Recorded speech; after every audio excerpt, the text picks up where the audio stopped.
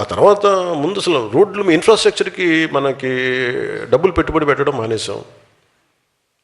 ఒక నీళ్ళు, ఒక పైప్ లైన్ వేసి ఒక నీళ్ళు ఇవ్వాలి అంటే దానికి ఒక పెద్ద స్కీమ్స్.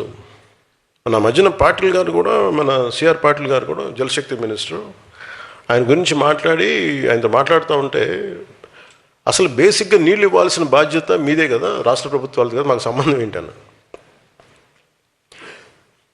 ఇది తెలంగాణలో ప్రారంభించినప్పుడు జేజేఎం ఎప్పుడు కూడా అది జలజీవన్ మిషన్ అది కేంద్ర ప్రభుత్వాన్ని కాదు, రాష్ట్ర ప్రభుత్వం బాధ్యత. కాకపోతే ప్రభుత్వాలు బాధ్యత తీసుకొని బేసిక్ మన మౌలిక సదుపాయాల గురించి పని చేయకపోతే మటుకు ఎన్ని ఉచితాలు ఇచ్చినా ఇంకోసారి ప్రజలు రారు. అది కరెక్టే సార్.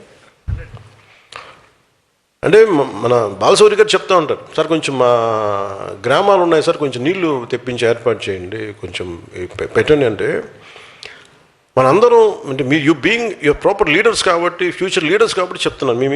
మీ స్థాయిలో మీ ఏరియా పరిధిలో వెల్ఫేర్ స్కీమ్స్ ఉండాలి, అవసరమైన పెన్షన్లు ఇవ్వాలి, అవసరమైన వెల్ఫేర్ స్కీమ్స్ అన్నీ ఉండాలి కాదంట్లా. కానీ ప్రయారిటీ కూడా బడ్జెట్ దేనికి కేటాయించాలి, దేనికి కేటాయించకూడదన్న బాధ్యత మనకు రావాలి అంటే అది మీ స్థాయిలో కూడా మీరు చెప్పగలగాలి. మీరు కొంత డిస్కషన్ పెట్టాలి. భవిష్యత్తులో మీరు అందరూ అడుగుతాను ఇవన్నీ మిమ్మల్ని,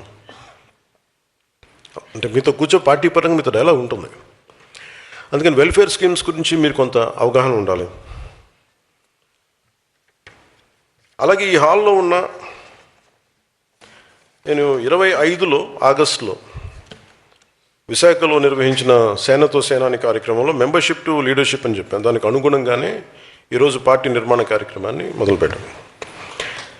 ఇది ఎలాగా ప్రతి సభ్యుడు, జనసేనలో ఉండే ప్రతి సభ్యుడు ఒక ఉద్యమైన పదం కూడా చెప్పాను చాలాసార్లు. ఉద్యమం అంటే ఒకడు ఉద్యమించేవాడు, ఒక భావానికి, ఒక భావజాలానికి దాన్ని నడుము బిగించి ముందుకెళ్ళేవాడు వ్యక్తి, రెస్పెక్ట్ అది జెండర్ న్యూట్రల్. అది అలాగే పార్టీని ప్రజల్లోకి తీసుకెళ్ళి కొత్త సభ్యుల్ని ప్రభావితం చేయగలిగి పార్టీలో తీసుకొచ్చే మొదటి స్థాయి నాయకుడే సాధక్.